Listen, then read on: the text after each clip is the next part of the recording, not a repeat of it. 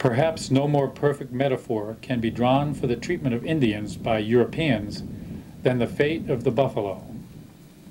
As a spiritual and material source of sustenance, buffalo are revered by Indians as the embodiment of all life. Four sturdy hooves, representing the four directions, carry it upon the earth, and its noble head and horns grace the sky.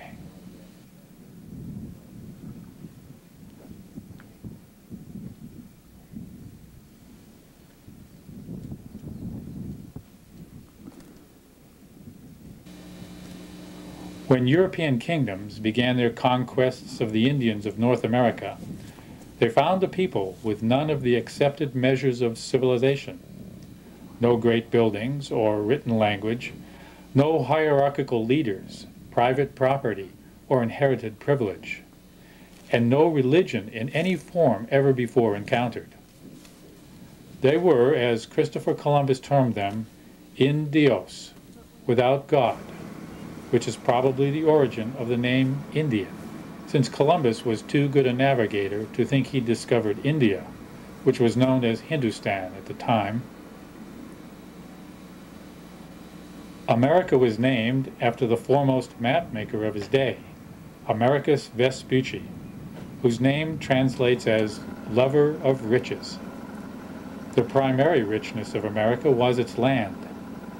Europe at this time was an appalling place to live for the vast majority of its people. Landless peasants lorded over by church and hereditary monarchs.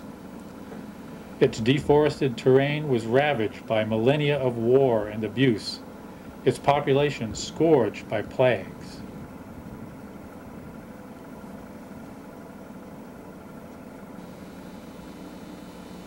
But within this bleak social landscape, a new order was forming of skilled artisans and inventors, architects and builders, philosophers, poets, and merchants. It was the age of reason and the Enlightenment, the beginning of the Industrial Revolution. Men of science were valued for their contributions to the furtherance of empire, especially the building of roads, castles, and cathedrals. They secretly preserved certain ancient esoteric teachings, especially in mathematics, engineering, and medicine, gleaned from the Arabic Orient during the infamous Crusades. These secret societies were known collectively as Freemasonry, and their wealth and skill lacked but one key ingredient to fulfill their divinely ordained destiny: land, upon which to build the New Jerusalem, their Novus Ordum Secolorum, the slogan which appears with the pyramid on today's $1 note. Almost to a man, the signers of the Declaration of Independence and the Constitution were members of the same Masonic order, related to a prominent English lodge founded by the likes of Sir Francis Bacon, Ben Jonson, and the mysterious William Shakespeare. By the end of America's Civil War, the victorious Union Army had honed the art of total war to deadly perfection.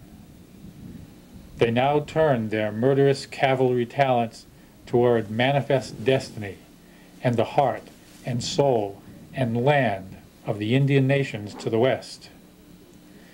As General Sheridan would remark, "One dead buffalo is an Indian gone." The hearts of the Plains Indian peoples were broken, and their ancient societies devastated, as the vast buffalo herds were slaughtered to near extinction in less than a generation. Within 50 years of the taming of the West, the fertile plains were a wind-swept dust bowl. But as with most indigenous peoples, the incursion of the white man was prophesied. Many generations before the arrival of the white man, the Lakota Sioux of the northern Great Plains were experiencing difficult times. Buffalo were scarce, as were all game animals upon which the people depended. Early one morning, two hunters left a small village. They traveled far, but to no avail. Suddenly, in the distance they saw what appeared to be a cloud of fog rolling toward them. Standing on the sun-bright hill, they were further amazed as a beautiful woman, clad in white buckskin, emerged from the cloud walking toward them. She carried a bundle on her back and extended her arms to the two astonished young braves. One of the young men had impure thoughts about the beautiful woman and approached her. The cloud of fog engulfed him, and when it parted, there was but a pile of smoldering bones at her feet. The other young man looked with horror and fell to the ground in front of her. Do not fear. You have a pure heart. I have an important message for your village and all the people in the four directions. Have your chief build a great lodge in the sacred manor, and I will come. The brave raced back to the village and related the fantastic story to the elders. Before a council of the men and women, Chief Standing Yellowhorn ordered several teepees dismantled and a huge meeting place assembled. The chief spoke. This woman in white buckskin is a Wakan woman. Let there be 28 poles, and let the center pole represent Wakan Tanka, because Wakan means sacred, and Wakan Tanka, the source of all life in all creatures and things. The next morning at dawn, the woman in white buckskin suddenly entered the great lodge from the east, carrying a bundle in her arms. She stood before the chief, who sat at the west side of the great lodge. She stooped and placed a red stone on the ground. I shall teach you to smoke this pipe in a sacred manner, and the correct ceremonies and prayers, so that you may live without struggle and in peace. For several days, she taught the 7 sacred ceremonies, represented by 7 circles carved on the stone she had placed on the ground. Every step taken upon the earth is sacred, for the earth is our mother and grandmother. You must remember that all two-leggeds and all other creatures upon this earth are sacred and must be treated as such. Behold this pipe and recognize how sacred it is. Treat it as such, and it will take you to the end. And at the end I shall return.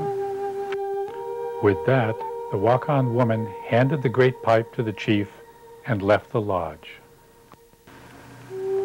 There will come a time in the future of great strife and sorrow. My return among a race of white people who caused this misery will mark the re-emergence of the true spirituality of the land and harmony between the sky and earth. She walked away from the village. After a short distance, she sat down and rolled on the ground 4 times and vanished in a cloud of fog. She arose as a white buffalo. After bowing to the 4 quarters of the universe, the buffalo trotted over a hill and disappeared. That season, the herds of buffalo and other game returned, and the people prospered for many generations. Of course, the time of sorrow did come, with the incursion of white settlers from the east. But in August of 1994, a white buffalo calf was born in Janesville, Wisconsin, on a small ranch owned by an unsuspecting white family who had no previous knowledge of Indian traditions. The first of several subsequent births around the country, Miracle, as the Hyder family named her, went through the predicted changes to each of the 4 sacred colors of white, black, red, and yellow, representing the 4 human races of the earth. The spirit of the white buffalo woman had again emerged from the earth to fill the sky in all directions.